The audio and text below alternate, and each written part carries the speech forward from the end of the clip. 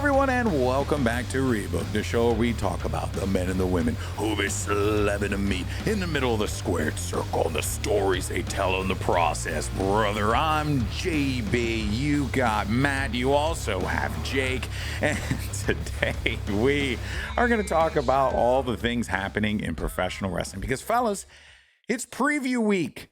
Because every episode is going to be previewing and booking and predicting an event, because every single major North American wrestling promotion is going to have an event this week.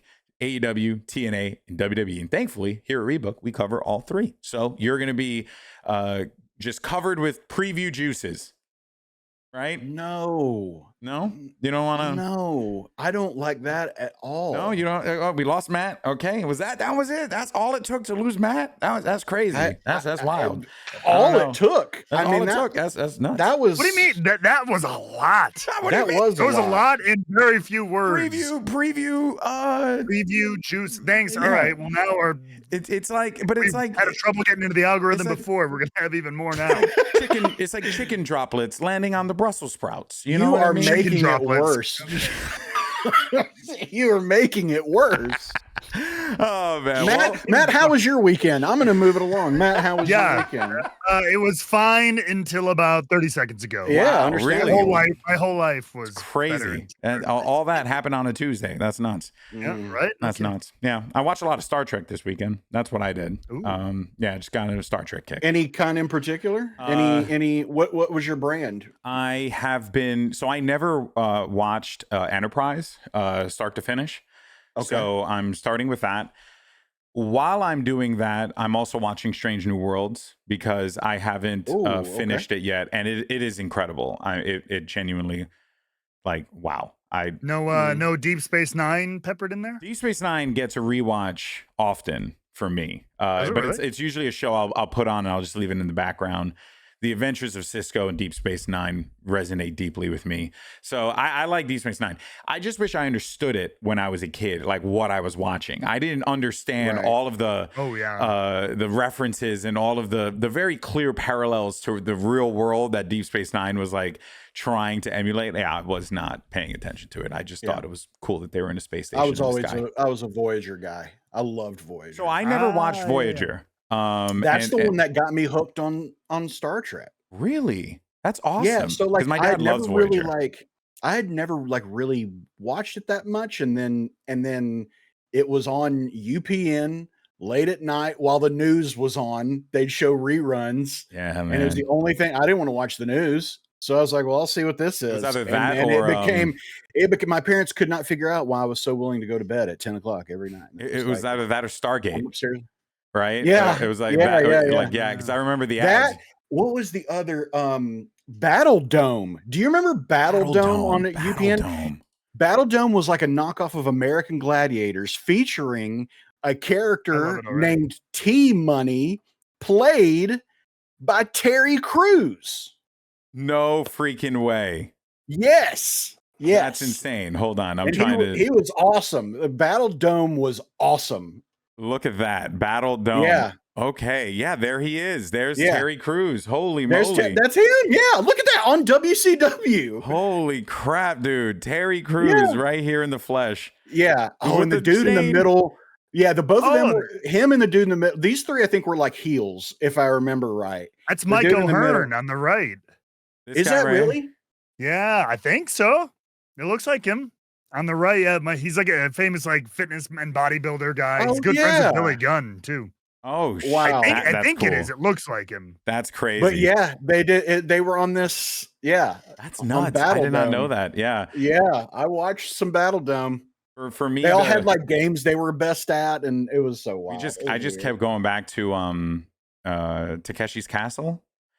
Was it on MXC? MXC? Yeah. MXC. I watch MXC religiously. There's also a fun fact. There is a Twitch channel. I think it's still live that just does MXC 24/7. That just shows MXC. It just reruns. It's perfect. Usually there's like 100 people in there at any given point in time, just reminiscing on the good old days. It's really good. It's really good. All right, well, fellas, let's go ahead and dive forward here, because there is a lot to talk about, because it's finally happening. We have finally gotten to AEW Double or Nothing, which is honestly had one of the best builds for an AEW pay-per-view in quite some time. It's servicing a lot of things. It's setting up the stage for All In, interestingly.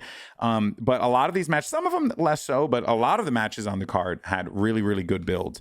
And I guess before we start with that, I want to get your thought. Like, do you agree with that assessment? Do you think that, you know, AEW could have done a few things better? Anything in particular, Matt? We start with you. 50-50. I think half the card is really, really well set up, and then also serving as that bridge to All In, especially the Owen Hart stuff, the, you know, Will and Hangman, and everything with Mercedes and Jamie Hayter. I think there's about half this card that's just kind of tossed together. Yeah.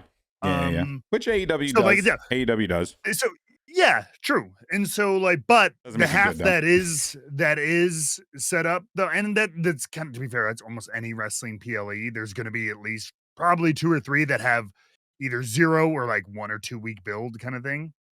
So, but those main events, those ones that are laid out, luckily, are like the main events. And even though I do have my issues, we'll get into it more later, with some of the cacophony, which I guess is kind of the point of the Anarchy and the arena setup and everything, and a little overbooked and stuff, but I guess that's kind of the point. That has a lot building into it. So that match, and then the 2 Owen Hart matches, are the main events essentially of the show. Those have the best build and the best setting up for what's to come. So that's kind of what you want, I guess, you know, and then the undercard is just a little bit more thrown together. Yeah. Jake? I agree. We're here for 2 matches, and 2 matches only, and that's the finals of the Owen Hart Foundation Cup tournament. I mean, this is the best thing that they're building up by a long shot, I think. These are the most compelling stories.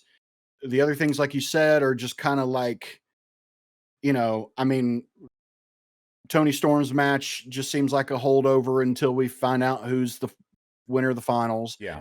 The Hurt Syndicate against Sons of Texas is kind of the story there is MJF. Yeah, there's something there, you know, for sure, that is going to happen. It's not going to be good for the Sons of Texas, but definitely something is going to happen there. But yeah, you're right. Like, that one's, the match is less so important in the story than it is the individuals that are involved. Right. Right. Yeah. Yeah. But they've really done a great job of building and setting the stakes for the Owen Hart matches. Yeah. So yeah, really, I'm just kind of waiting for those. I don't even really care about Anarchy in the arena. Interesting, because I actually, like, I'm into it because of what's going on with the Elite and Death Riders, and then, like, because, you know, like, they've already teased that whole Continental international like clash that Okada and Kenny down the line. So I see this being a part of it, you know, like telling a part of that story. But yeah, I'm just compelled in it. But yeah, but I can understand why you're not, though. It also just feels like a kid mixing sodas together to make a suicide. Like that's also a little how it feels. What was your your ingredients for that one? What'd you throw everything in? Except Diet Coke. You did everything. I would do like ginger ale, Sprite, like what is it? The Fanta fruit punch. That's just Sprite. That's just basically you're just yeah. I didn't like Coke. I never liked Coke. I didn't like Coca-Cola as a kid. So now as I'm older, I've come to appreciate a bit more. But when you talk about that, an icy or what do you call them? Like one of them movie theater ices. Yeah. The Coca-Cola ices. We layer it all up. We get crazy.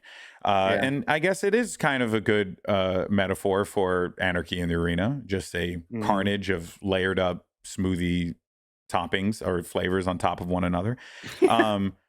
Sometimes it's good, sometimes it's bad. I will say, of all of the, I mean, most cases it's bad because you end up in the bathroom. But, you know, outside of that, also shout out to our Discord who got a look at one of my, bathroom movements.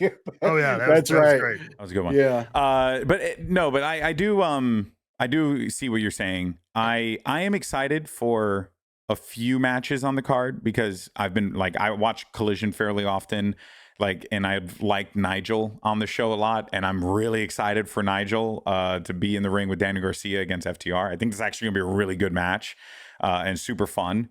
I'm also, I'm sure there will be great matches. I mean, I think and Tony Storm and told an interesting Mina story. Shirakawa will be interesting too. I think that'll be a good match. I think Mariah May is going to come back with that one, but we'll talk about that later. Yeah. So I do think there are some matches that will be good. They're just not compelling to me story wise yet. Yeah. Agreed. I definitely see what you guys are saying. I like some of it. Some of it's been thrown together. Like I mentioned, the FTR Nigel one, I'm interested in it because they've actually done a great job of building that from when FTR did the things that they were doing, and then commentary. You know, like the story was very reminiscent, which was funny, of like what was going on with the Gunther Pat McAfee storyline. But this time it was just a little bit more to it. FTR got a little bit more involved, which I thought was interesting, and like this was part of their whole like turning bad guy story. So I quite like that. A few of these matches though for sure definitely thrown together, and then to your guys' point, the Owen matches, they did such a brilliant job with it. But let's go ahead and jump into it. Let's not waste any time. We'll start with some of the easier ones and just kind of go from there. So our first one will be the Hurt Syndicate. They hurt people, and the Sons of Texas, the Ring of Honor World Tag Team Champions here.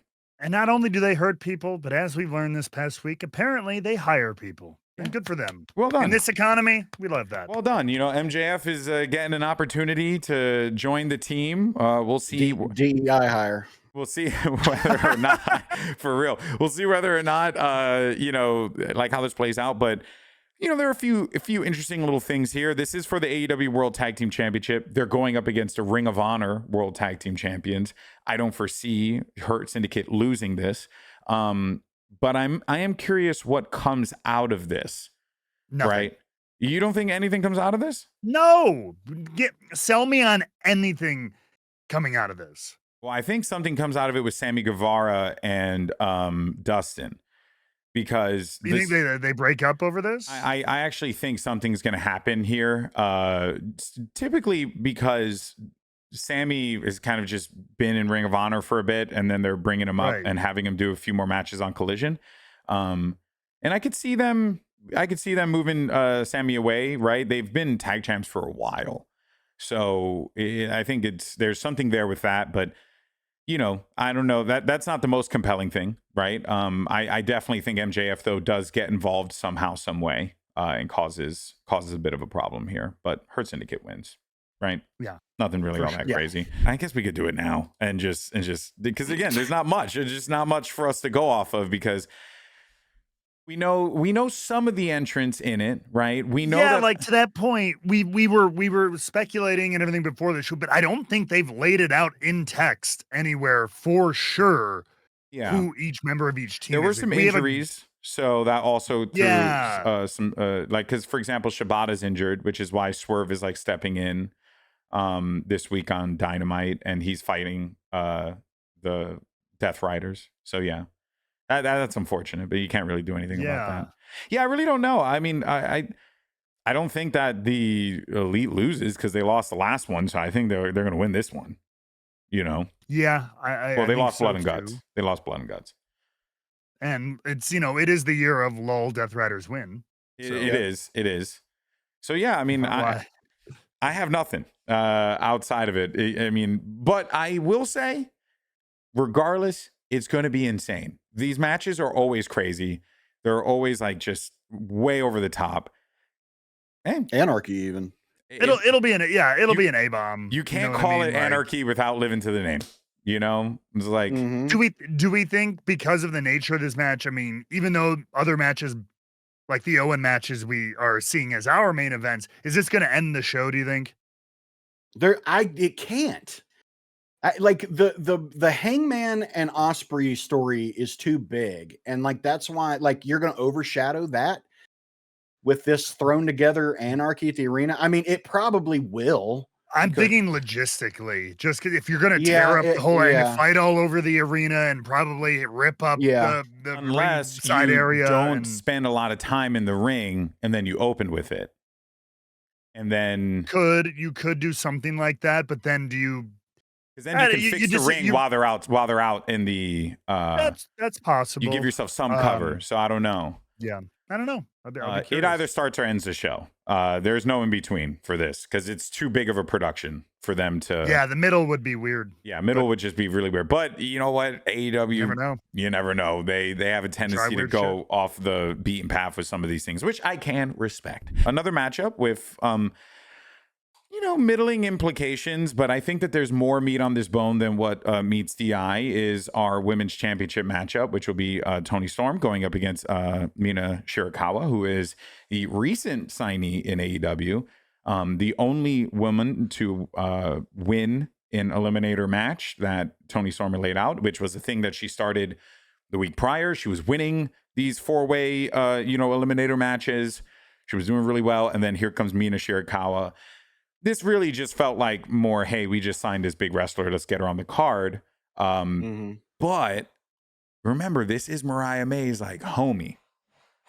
So I can't help but feel like there's maybe something with Mariah May in here that not just rekindles the feud, but maybe gets Mina and gives Mina something to do with Mariah May. That isn't just AEW World Championship stuff. What do you guys think? I like where your head is at, because I think that could be something really cool for All In, is having those two feud. Yeah. I think here would be, while it makes sense to do it here, like it's too close to Toni. I feel like to not have Toni involved, and I don't think there's any shot in hell Toni's getting involved before All In, especially with Mariah May again. Yeah. Oh no, for sure. So I feel like maybe like on Dynamite, you could, after like Fallout, Mina comes out and say like, hey, I came up, one of those, I came up short at Double or Nothing, but maybe there's something, I don't know. Yeah. So like I'm conflicted. While this would be a big stage to kick that off, and I like where that idea could go. The only other thing, seems weird to do it that close to Toni. Yeah. The only other thing is that, and I could be reading too much into the tea leaves here. But I think they might be trying to spin up an AEW Women's Tag Team Championship, because there are a lot of duos that are like, that have formed. You got Megan Bain. If that's the case, Mariah May comes back and turns face to help Toni. That's what I think. Maybe that too. Give her something different to do. Yeah, maybe. Yeah. After she lose, I mean, if she were to lose a title at All In, then what do you do with? You could, have her go build this women's tag division if you wanted to. Yeah, because there's just a lot of I don't know. They got Harley Cameron and Anna Jay now working together. There's always Chris Statlander and Willow. That's always like a good duo. So it feels like they're in. Granted, Mercedes Mone kind of has thrown everything for a loop purely because she's had the TBS title for a super long time. But call me crazy, but I think that there's room for an AEW women's tag team champion in the division with the roster that they have right now, because it's really deep. Like they have a ton of talent. So I don't know. You got like people like even Queen Aminata. Just going to gently point out that we're adding another title. I know. Sure, for sure. But for the women's division, I'm okay with that. I'm okay with that for the women's division. Why not in WWE? I'm okay with the women's tag titles. They just don't do anything with it. No. Well, I meant like when they added the US title because they did nothing with it. They did nothing. They just started it. I know. Well, now they're trying to do something with it, and it's good. Right. But like, they literally introduced new belts and then had nothing for them at WrestleMania. That's weird. I think that's just a little odd. I don't know. I agree. That was my only gripe with that. I'm glad they added those belts. Hell yeah. I think they should have that. Like you have a women's mid card. The thing is that you have two women's mid cards. in the brand split thing. We'll save this for WWE's episode maybe, but the brand split stuff, I've said it a million times before. Like there's part of them in an ideal world they want to have every single division on every single show separate, and then so you end up with like 15 titles. And it makes it hard to juggle when you're booking doesn't have a brand big split. combined PLEs.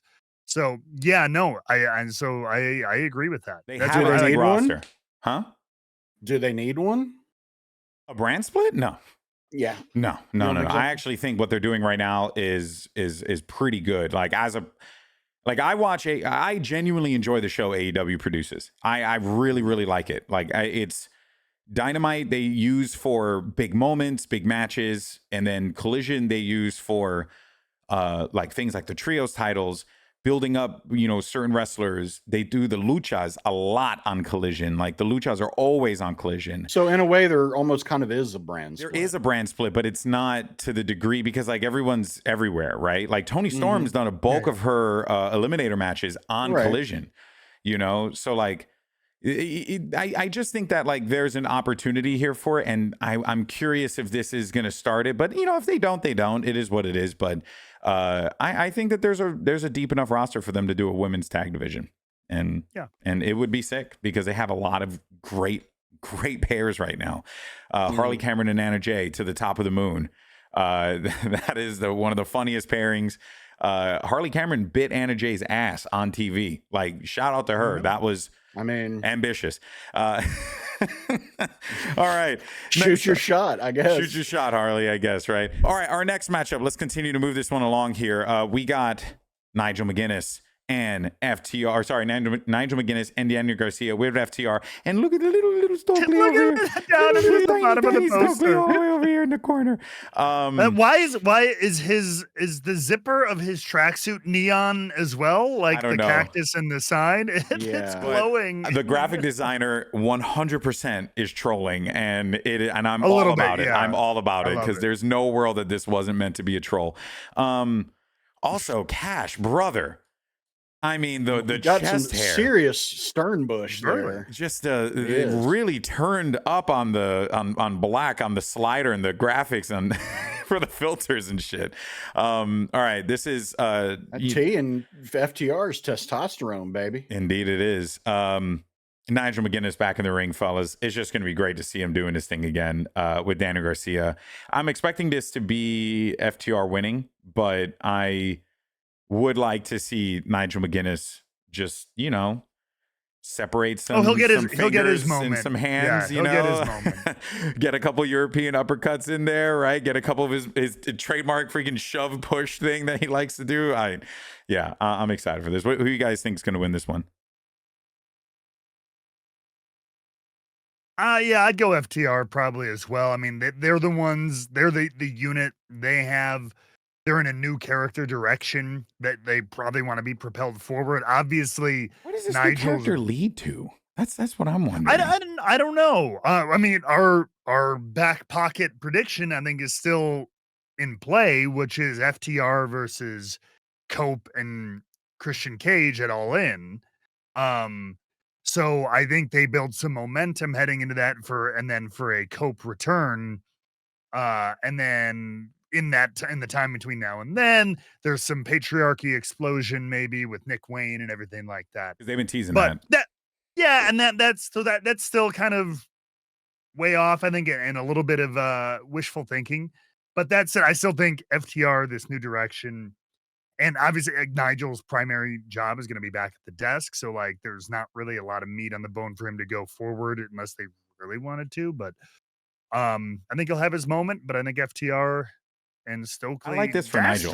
Pull out the way. Yeah, I like this for Nigel. I like that he just gets to have these moments, and that's good, right? I mean, because that's pretty much like what Bryan Danielson's going to end up doing, right? Like he'll probably come back for like one-off here and there, take down Jon Moxley, something like that. Who knows, right? Because they still got to, I find a way to tie that up.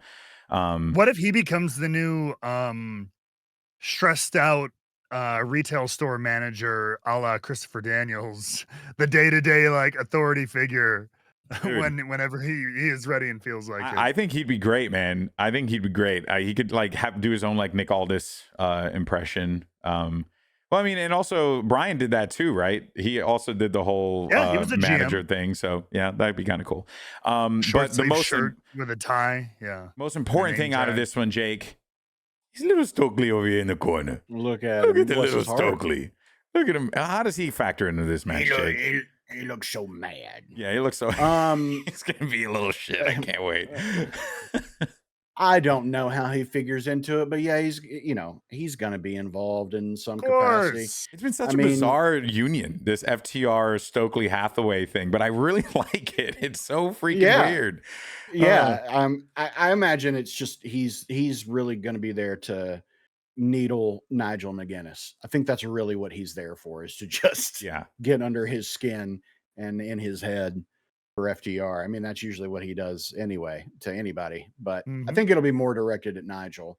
Seems like a lot of the most of the focus of this match and story is around him, so it would make sense. But you can't have Nigel come out of this looking weak. I mean, it's you still got to do the same kind of thing that you did with Gunther and McAfee, of like, and this one's different because Nigel's a legend.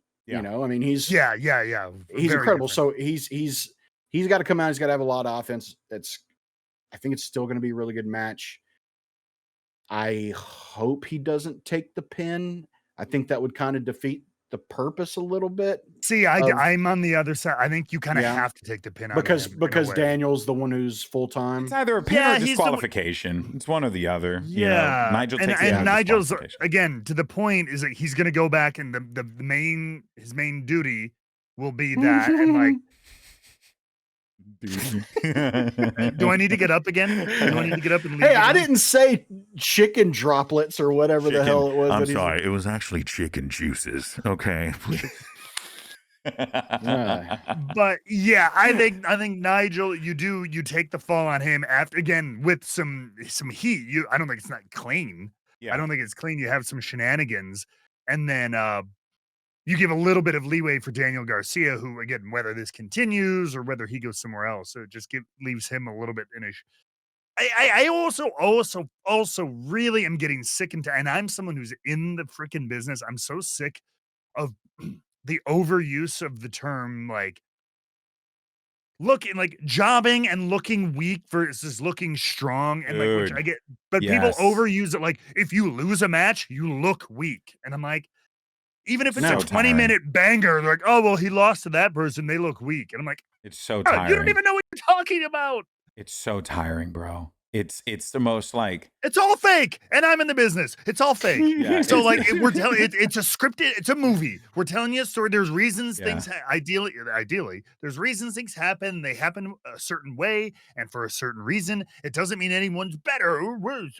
Oh my God. I could be wrong on this, but I think that we'll move on. But and Jake, I'm sure you might have some things to say on this too, maybe. But my only piece on it is I think that there's a section of the wrestling viewing audience, the Reddit audience, that like still hold on to this old Vince McMahon mentality of like, oh, you lost, you got buried, no, you did this, very like archaic. Point of view, right? Because, it's old ideas and there are a lot of, no disrespect, but there are a lot of like older voices that still hold on to these older ideas. And I feel like now it's just like people just want to tell stories and they want to use wrestling to tell stories. And I think back to Kevin Steen and El Generico in Ring of Honor and how they were telling a freaking story and how that story has resonated with those two guys to this day. And they have exchanged losses and wins and championships and bad moments and good moments all over the place. And no one looked bad in the process. They were telling a story. So Jake, I don't know. That's just my thing where it's like, can we just not? I agree with Matt. Can we just not? And let's just tell some fucking stories. Well, think of it this way. I don't know the numbers exactly, but I think in all of his movies, Rocky might be 500. Like he might have a 500 record. Yeah. But you know what I mean? Like, he got the shit kicked out of him by Clubber Lang.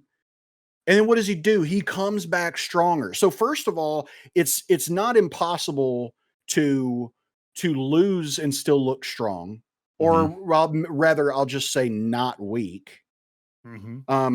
But two, like sometimes that's the journey. Sometimes looking weak is the point, is to see how the character rebounds.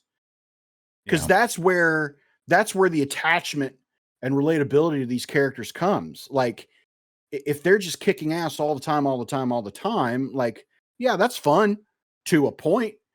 Because then just like with Roman, you're not watching to see him win.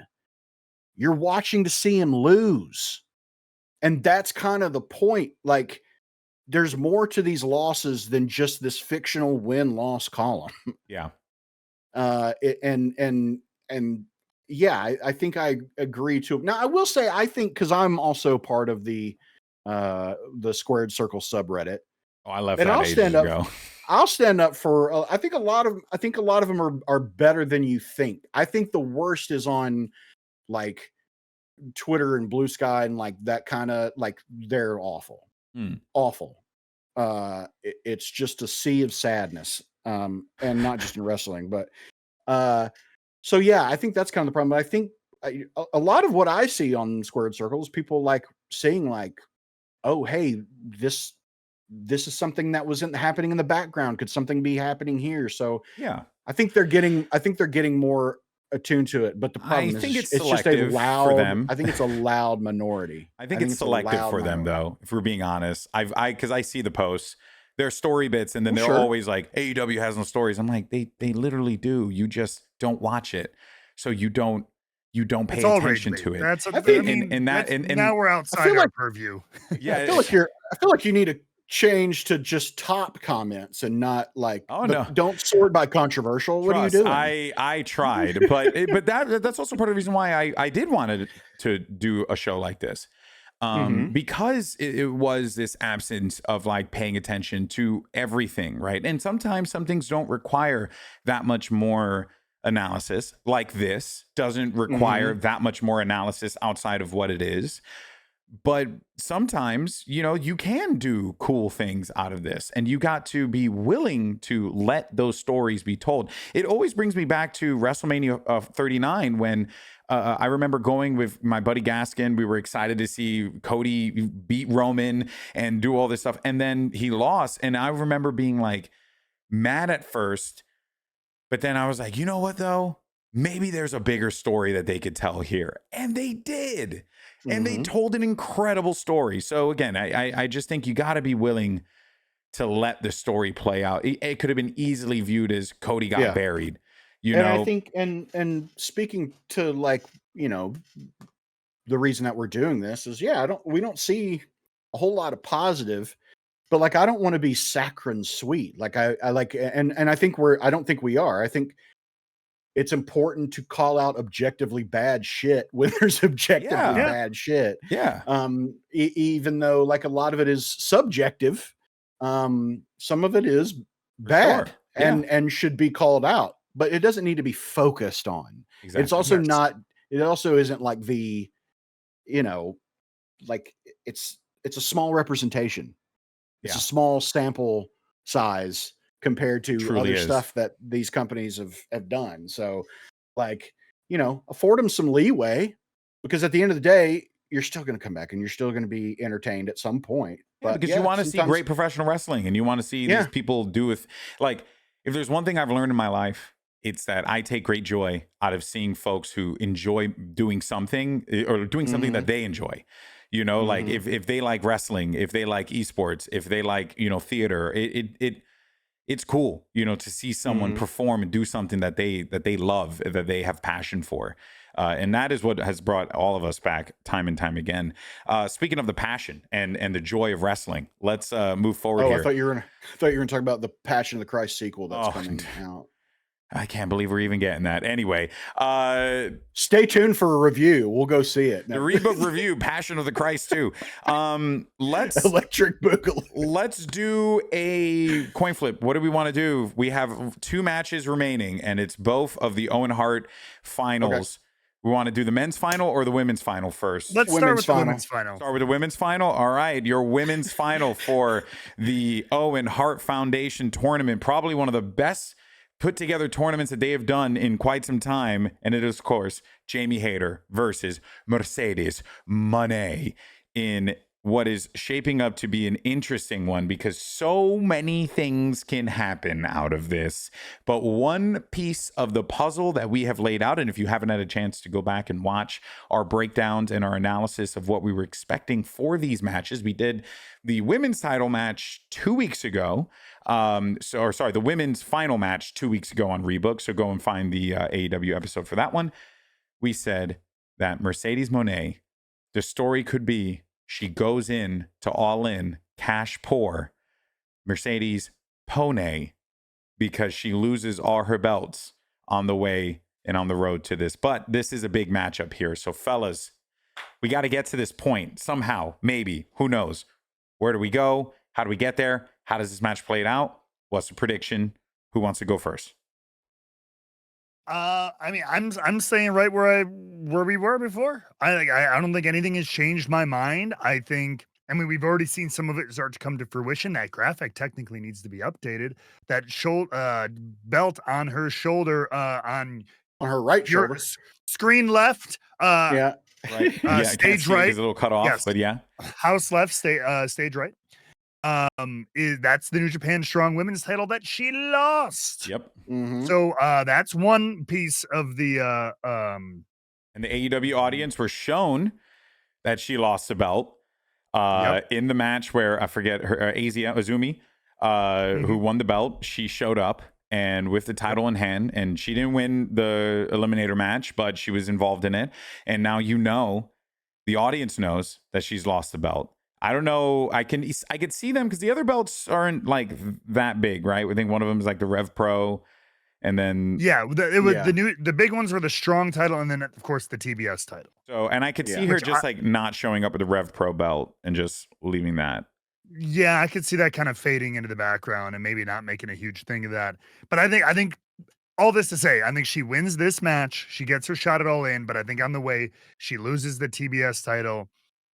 Freaks out, but I think we end up maybe having a Mercedes Mone championship win at All In. Yeah, perhaps, yeah. And but Jamie, I mean, this match is going to be amazing. Jamie Hayter is really, really good right now, and Mercedes is quite consistent with the matches she's been putting up. So what I'm expecting here is an absolute banger. I do think that we're going to see Mercedes winning, as we said previously. I'm curious if there's shenanigans. I don't really want there to be shenanigans. I kind of want this. What about this? I just thought about that.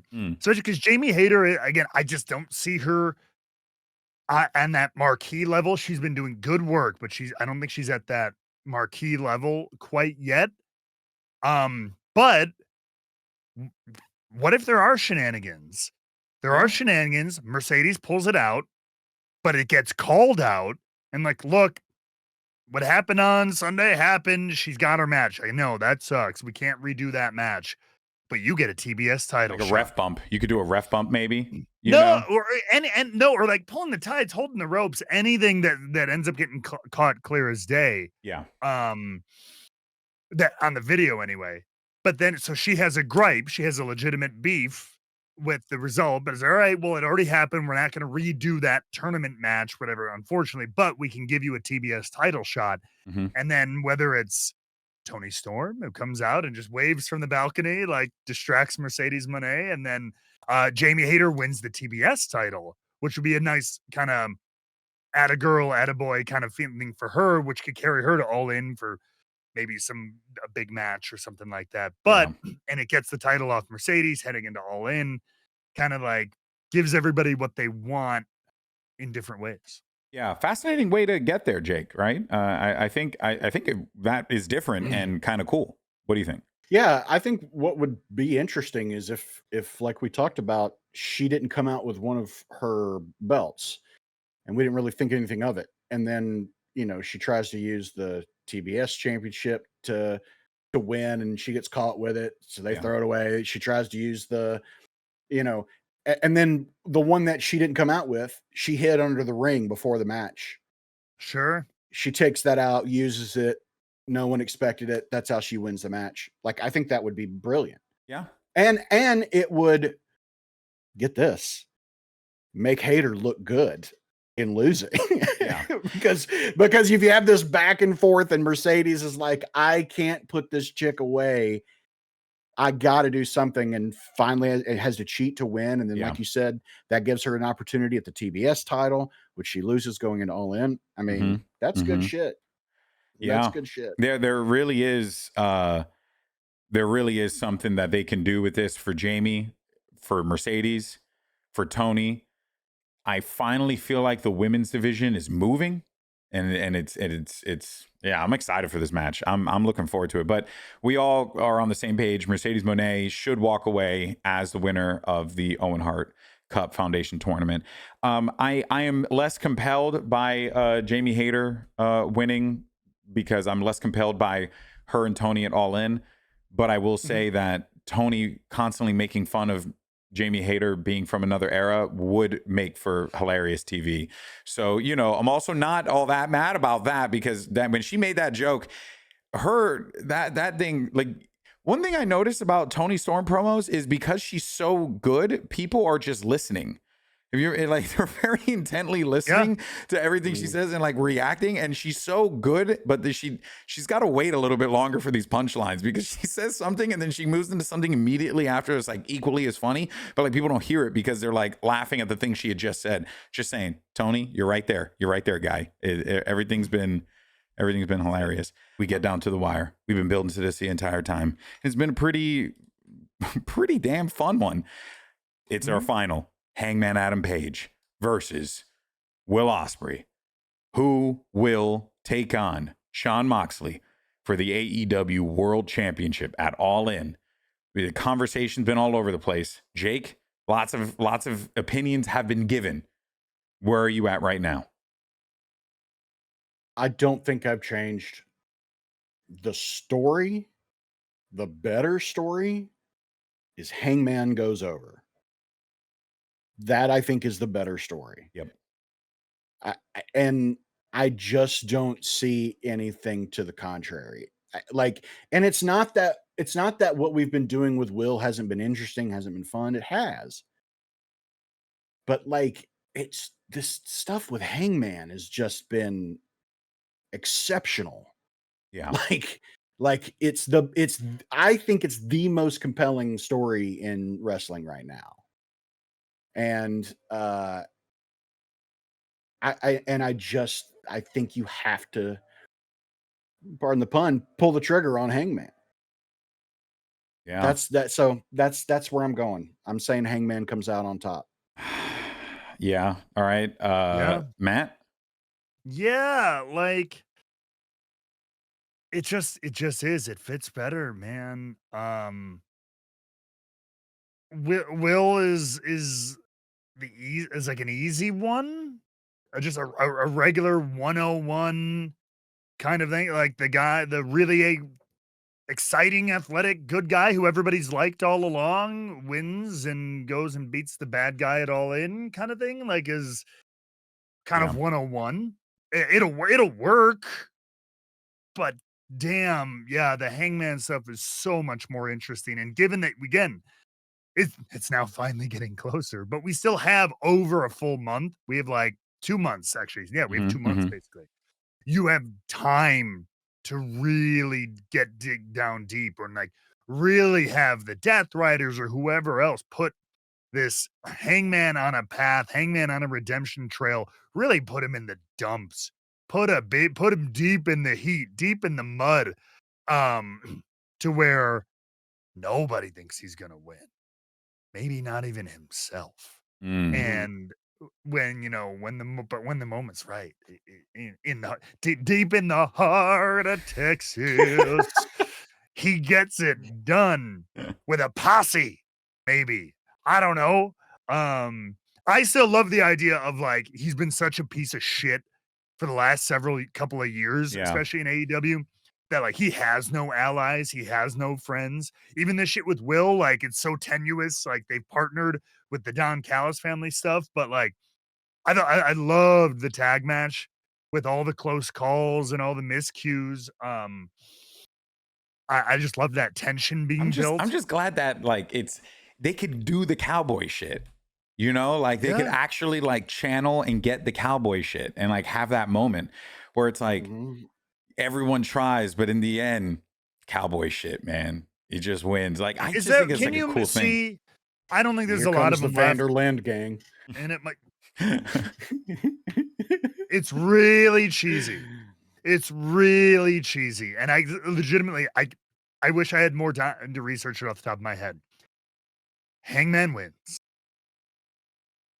He immediately, no, people are doubting him or whatever like that because he's crazy. And again, he's been such a piece of crap the last couple of years to some of the top baby faces that nobody wants to like be his backup. And so nobody's backing him up when he's getting jumped by Death Riders and the Elite and whatever else is going on coming out of Anarchy in the arena and stuff.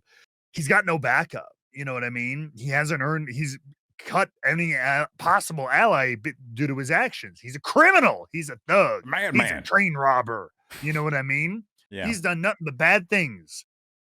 But then, you know, he has a little bit of a resurgence on his own heading into All In, but the numbers are not against it, are not in his favor because of, again, Death Riders, Elite, whoever. Is there a world where again there's everybody else in AEW is occupied, but he comes out to All In with like any living like wrestling legend who had a cowboy gimmick, like rides out on the stage with him. Like I don't know who is that because there have been a lot of them, folks. There've been a lot of them. Anybody who's had any kind of like wore chaps to the ring or had any kind of cowboy gimmick, and there's been a lot. And AEW likes to bring in these legends. So JB Hill, sure. I mean, I don't think he would also step out on the Von Erichs. You know what I mean? Like that's a possibility. Stuff like that. You know, like again, it's a little bit of a cheesy, like feel good, but I mean, it's Texas. I think the Von Erichs are actually that's a no brainer. Who is it? It's Kevin, right? Who, I believe is the So like him and there's a couple people you could get, and they just even whether they're just Eminem style or some shady style like the old. Oh, they're standing on the ramp and just like dabbing him up like cowboy style or something. It would be cool. I don't know. I want them to lean into it. I want them to lean into the cowboy stuff, which again just makes you feel like it would fit way more with Hangman than it would with Will Ospreay.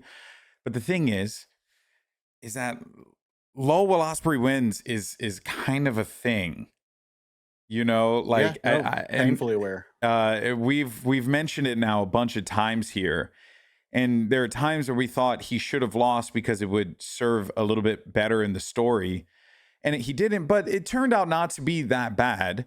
So it actually turned out to be pretty fine, actually. More not that bad, but actually pretty okay. Like I think Kyle Fletcher's, in the best position he possibly could be, despite him losing in that cage match. I actually thought he should have won it, but he's fine. So I don't know. Will Ospreay can win. Will Ospreay can be the guy who does the thing, who takes out the Death Riders. It's just, we've been saying it for a while. It's just less compelling, but and if it happens, it happens. But yeah, I want Hangman to win, and I think Hangman will win.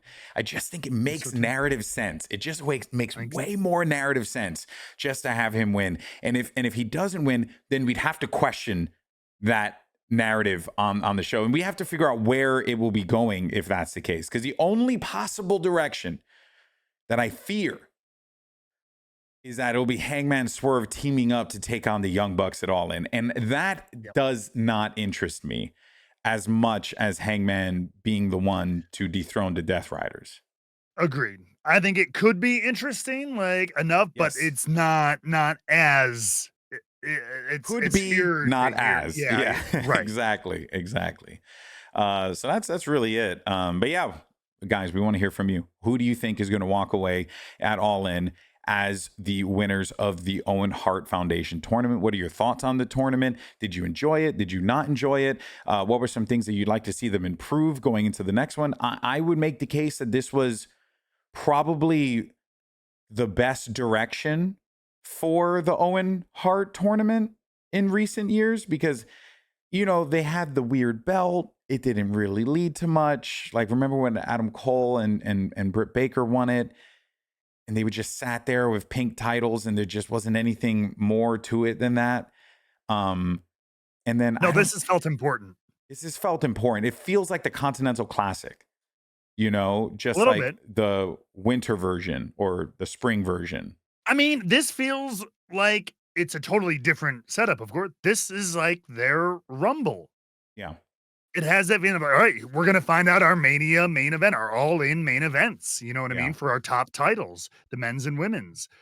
We're finding that out on Sunday. And I like the idea. So, like, it's got that vibe of Double or Nothing leading into All In. Also narratively, thematically rather, it's pretty cool. Yeah. It's like Double or Nothing. Here you go. It's Double or Nothing. You either win this and you get to main event All In, or you lose and you don't get to be an All In, or something to that effect, or you're not in the top of the card, right? So there you go, Double or Nothing. And then you have All In, which is just like, All In. It's their big show. It's the things that they're doing now. And even though I felt like All Out was their big show at one point, now that's kind of becoming more of like their backlash. But that's not a bad thing, it's just another show that they could like build off of. So yeah, it's been the best put together. Jake, do you share that sentiment as well, or what would you 100%. if there's a thing you'd like to see them improve? Let's just do that. If there's a thing you'd like to see them improve going into the next one, what would that be? Going into the next tournament? Say like the next Owen Hart, like if we run it back again, which I'm assuming we will. I think they need to be. They just need to look at matchups better, I think, sometimes, because I think we all kind of agreed that the more compelling matchup in the women's would have been Mercedes versus Athena in the finals. Yeah. I think that's one that's one that we'd kind of talked about. Felt odd that it was just a second round match. I think that's the only thing, is just kind of like just keeping an eye on those matchups and where they could eventually go. Other than that, like, I think they've done a really good job with it this year. I think if I had to say my only, not criticism, but I think that, maybe criticism, they had an extra week. They had like maybe an extra 2 weeks that they probably didn't need of this. And had they trimmed it, or had the dates been different, that's a different situation. It's dates and you can't really control that. But they definitely had a lot of time, which wasn't like a bad thing, but it certainly, like, shout out to the Don Callis family. Like the perfect foil for this whole process. Because, like, it was all Don Callis, then they lost, and now it's like, okay, now Don Callis is like coming back in, and it's given them a lot of coverage. They had the Can They Coexist? They had a lot of good things in the middle of that. But on the women's side, it's been less so. On the women's side, it's been more like Mercedes won, Jamie won. They've kind of just been cooling off, some run-ins here and there, nothing all that crazy. That's really, but outside of that though, I mean, I do agree. I think they, the matchups are definitely going to be the thing to look into, and then less clear, like, oh yeah, I know who's going to win here. Like I kind of want a little bit more mystery, Matt, right? I don't know. What do you think? I think the women's, but I think the men's is pretty coin toss. Yeah. Oh, no. Well, I'm not saying the final, but I'm saying the matches in general, like the quarterfinal matches. You looked at those and was like, okay, I know who's going to win here. Like, this isn't really all that. We're not really throwing anything at the. I don't know. Maybe I'm reading into it too much. That's going to happen. Wrestling with tournament stuff like that. I mean, there's a lot of the time you're just like, oh. Like WWE's doing it with some of these Money in the Bank qualifier, although they did subvert some of that on Monday Night Raw. We'll talk about that on Friday. But so in that case it does. But you're always going to end up in those situations where, oh yeah, like cool opportunity, but bigger star is, I mean, they're going on, or somebody clearly has a story already going, and you're like, okay, they're going to finish that. But so, and that you're just going to end up, some tournaments will be less predictable. Some tournaments will be more, depending on what stories are being currently told and the status of certain. So like, that's kind of unavoidable. Yeah. But I do hope that they start thinking about what they want to do for next year now and start like building toward that, however, which way that ends up, or not, maybe not now, but like sooner. Right. And because they did a good job with this one. This was super fun, and I'm really happy for them, and I'm excited for it. So there you have it. That's our predictions for All In. Of course, for All In, for Double or Nothing. We want to hear from you guys. What do you think? Who do you think's walking away the winners of these matches? You think there's going to be any shenanigans? All that stuff. We want to hear from you. Sound off in the comments down below. But it is, of course, the end of the show, which means it's Wednesday, and you know what that means. It's time for our Rebook 24/7 Champion of the Week. This, of course, is the segment where we share things that made us happy. Whether it doesn't have to be in the world of professional wrestling, it's just a bonus if it is. We got anyone have anything? I have one I could start with. Okay, go for it. I got one I can start with because it's just it's not super funny or poignant or anything, but it's just something that literally came across my phone this week, and I was traveling doing wrestling stuff. So I was spending a lot of time in the old scroll department. And I came across this guy named Ren. He's a British, or might be Welsh, I believe, but he's from over across the pond. Ren Makes Music is his tag on Instagram and YouTube and everything. And dude, like he blew up like a couple of years ago, but I discovered, and apparently a lot of people are continuing to discover him, but holy crap, is he talented. He's got a music video just called Hi Ren, where that goes into like he's having this really intense like conversation with himself, and it's like anxiety and depression and like all this. It's so heavy, but the music is so good and everything. He's really creative. He's a very talented singer and like rapper. He's got a great song called Money Game. That was the song that I discovered when I heard him for the first time. He basically just lays out the entirety of, how the world financial system works. And I saw that one too. Yeah. It's really good. Very much. It's really cool. Check him out. Well-researched guy as well, from what I understand. So, and also guy's got bars. Badass. He's actually for real. He's actually kind of good. He's nice with it. There have been some rappers that I follow that like listen to him and they're like, dude, this guy's actually kind of legit. So I saw those. Pretty dope. Yeah, no, awesome. Listen to Ren. He's great. REN. Look it up on YouTube. Okay. Jake, you want to go or should I go? Sure, I can go. Okay. This Friday marks the end of a show that I've loved since I was in college. It is a sports talk show on ESPN called Around the Horn. Oh. Wait, really? Yes. It was announced in March that the show was being canceled and that it would end on May 23rd. Let me tell you, I think it and PTI, pardon the interruption, are the sports talk shows. Around the Horn primarily featured sports journalists. Yeah. Like people who are writing articles every day and are, really, and not just like a personality. They've had hundreds of panelists who, like, this show has made careers for a lot of people. It's one of the last ones where they actually like debate, and it's like a game show format where you're given points for making good arguments and giving good information. Yeah. You lose points for saying dumb shit. You get muted for continuing to say dumb shit. That's where I found out about Mina Kimes. That's where I also discovered Mina Kimes, who I'm a big fan of hers. Yeah. Most of the sports writers I follow on social media, I found from Around the Horn. It's a bummer that it's being canceled. Why are they canceling no sense. Who the fuck knows, man? I mean, I don't know, because everything I've heard is that they're usually one of the highest rated shows on ESPN, behind except maybe PTI. That's crazy.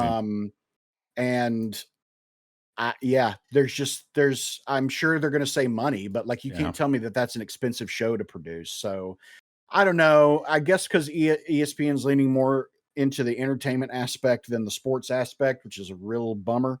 Yeah. PTI is their last show on Friday. I watched it every day in college when it had first come out. So I got to meet a few people who were on Around the Horn, which was pretty cool. That's awesome. And sad. It sucks that it inspired really a lot of is. shows, because like League of Legends had a show called Around the League that literally was like the same show that was inspired by Around the Horn. Like all those shows, like even PTI, like that one as well was I think they the show that they did, because PTI is Part of the Interruption, right? I think they did it was like Part of My Draft or something like that was like the name of the show. So it was like these shows had inspired a lot of stuff in my world in esports.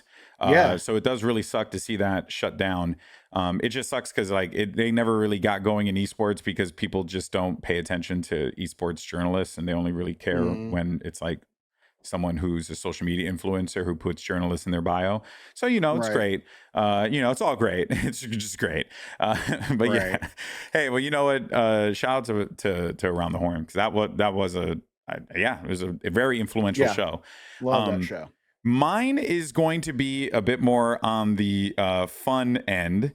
So I was just randomly scrolling, and I hope you guys will be able to hear it. I'm going to fix this here. I was just randomly scrolling through TikTok, and I just so happened to find this video of this guy. Let me see if I can't make it full screen. This guy who would clip Will Ospreay moments, but he would add his own soundtrack to it. And it was fantastic. Here we go. So do this. Let me see if you... Oh, no, I have to unmute this. Can't hear anything. No. Oh no, you don't hear it. Oh no, snap. No. Hold on. Browser, raise that up. You might be able to hear it now. Shenanigans and get what the fuck? Nope. Still can't hear it. Oh no, I gotta fix it here. This is so silly. Wait a minute. You guys are getting a look at the production of Rebooked right now, and I know exactly. If Scan doesn't edit this out. If he doesn't edit it out, that is very true. Oh no, it's not there. For some reason, I can't seem to get it working. Maybe if I do this.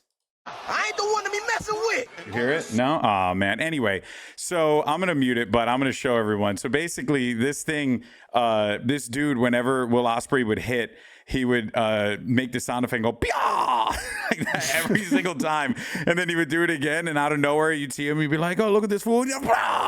like that, and the whole video was just him yelling "Fa!" every single time. It's just funny. If you happen to find it on TikTok, I gotta also figure out how to get you guys to hear it. But yeah, well, put it in the Discord, and I also put it in the description. And that's how you can all find it. That's right. I'll put it in the description down below as well, so you guys could check it out. But who we want to give it to? There were some good nominations this week. We had let's give it to Around the Horn. Give it to Around the Horn. On its way out. Big salute. Yeah. As a show, doing the thing, and Around the Horn even inspired shows like this. I mean, they did the talking head setups were happening before, but they were doing the points distribution. Yeah, I mean, Around the Horn. You are a Rebook 24/7 champion of the week. All right, take your FaceTime Around the Horn. Congrats. Congrats. And good luck. Oh, that's sad. All right, everyone.